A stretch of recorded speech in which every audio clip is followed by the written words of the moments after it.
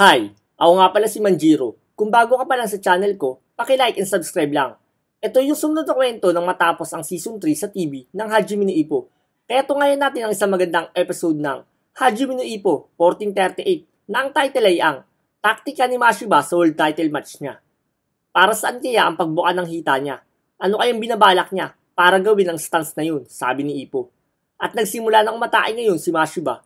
Pero nagawa naman itong maiwasan ni Ippo. At tinitingnan mabuti ni Ippo ang posisyon ng mga paa ni Mashiba habang umaatake ito. Biglang dumikit si Ippo at nagpaplano na si Ippong tamaan ng suntok si Mashiba.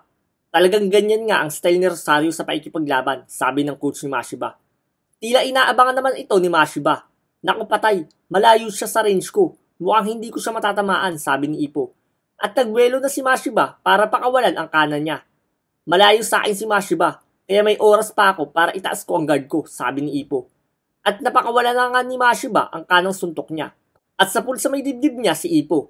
Paano nangyari yun? Pagtataka ni Ippo. Natigilan si Ippo sa nangyari habang si Mashiba ay nasa ganong stance pa rin. Yung pag-step in na ginawa ni Senpai ay bumabalik din sa kanya, sabi ni Tagaki. Napangiti naman ang coach ni Mashiba.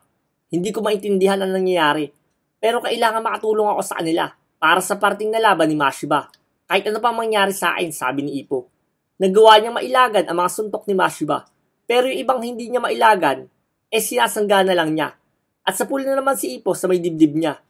Nung babawi si Ippo, biglang nagpaulan ng suntok si Mashiba. Kaya biglang nag-guard na lang si Ippo para hindi ito matamaan ng solid na suntok ni Mashiba. Halos lahat ng suntok ni Mashiba ay tumatama sa kanya. Kahit mag-step in ako sa kanya, nagagawa pa rin niya akong matamaan ng kanan niya. At nahihirapan na akong pumasok sa loob, sabi ni Ippo. Pero ngayon, mukhang naiintindihan ko na, sabi ni Ippo. At nagbabalak na naman si Ippo na sumugod kay Mashiba. Yun lamang po. Sana'y nagustuhan nyo yung video na ito. Paki-like and subscribe na lang kung nagustuhan nyo yung video na ito. Malaking tulong na rin to para sa akin para ganahan pa mag-upload pa. Maraming salamat po.